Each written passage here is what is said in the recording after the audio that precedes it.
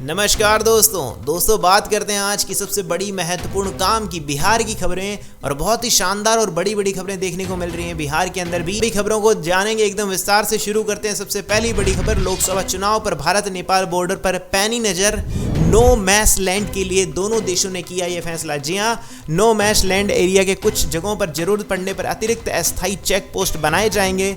लोकसभा चुनाव में किसी भी तरह की कोई भी अप्रिय घटना घटित नहीं हो, इसको लेकर ये चरण में बैठक हो चुकी है। चलिए इसी के बाद बात करते हैं अगली बड़ी खबर। एक कॉल पर आ जाएगी पुलिस, एम्बुलेंस और फायर ब्रिगेड। गांव में जल्द शुरू होने वाली है डायल 112 सेवा। जी आप सबको बता दें, पुलिस मुख्यालय के एडीजी जितेंद्र सिंह गंगवार ने कहा है कि शहरी क्षेत्र में मिलने वाली जो डायल सुविधा 112 है वो ग्रामीणों इलाकों में भी जल्द शुरू होगी।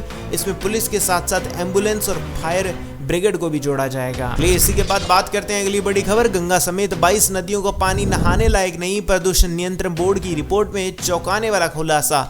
जी हाँ, गंगा समेत बिहार की जो 22 नदियों उनका पानी पीने तो छोड़ो, नहाने के लायक भी नहीं है। जी हाँ, इतना ज़्यादा प्रदूषण हो गया है। इसी चीज़ के लिए प्रदूषण नियंत्रण बोर्ड की सालाना रिपोर्ट में खुलासा हुआ है कि अलग अलग जगहों पर पानी की जांच के बाद ये रिपोर्ट तैयार की गई है। तो इसलिए इस पानी से नहाना भी सही नहीं बताया जा रहा है, क्योंकि इतना ज़्यादा प्रदूषित हो चुका है पानी।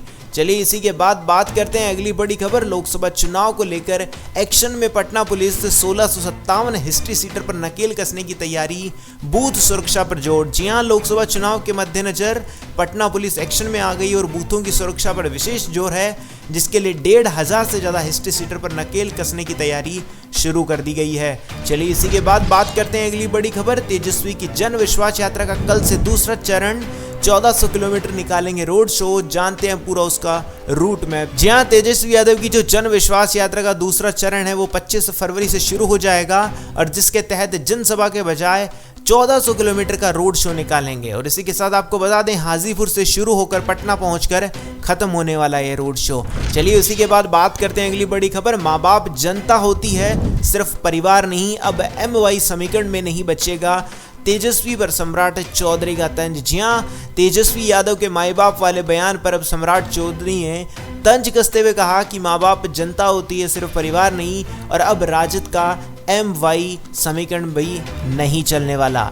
चलिए इसी के बाद बात करते हैं अगली बड़ी खबर। शराबबंदी खत्म होगी, जीतन राम मांझी ने किया बड़ा ऐलान। नीतीश को दी नसीहत, ताड़ी का फायदा भी बताया। जी हाँ, कहा गया है कि शराबबंदी अच्छी बात है, लेकिन इसके लिए कानून नहीं, चेतना लाने की जरूरत है। स्वयं का उदाहरण देते उन्होंने कहा कि उनके माता पिता शराब पीते हैं और उनको बनाकर बेचते भी थे, लेकिन कभी नहीं पिया आज तक।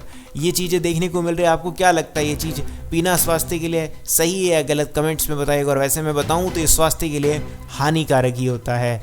चलिए इसी के बाद बात करते हैं अगली बड़ी खबर। आपने CM बनाया, मैंने सरकार बचा दी, हिसाब बराबर। नीतीश को मांझी की नसीहत दिलाई रामविलास की याद। जी हाँ, जीतन राम मांझी ने कहा कि सरकार को बचाने के लिए 122 वोटों की जरूरत थी, उसमें से एक भी कम हो जाता तो सरकार गिर जाती। हमारे 4 विधायक हैं जो वोट नहीं देते तो 121 मत मिलते और सरकार गिर जाती। चलिए इसी के बाद बात करते हैं अगली बड़ी खबर। नीतीश के NDA में लौटने के बाद PM मोदी का पहला बिहार दौरा, बेगूसराय और औरंगाबाद में होगी रैली। जी हाँ, प्रधानमंत्री नरेंद्र मोदी 2 मार्च को बिहार आएंगे और इस दौरान वे बेगूसराय और औरंगाबाद में जनसभाओं को संबोधित करेंगे।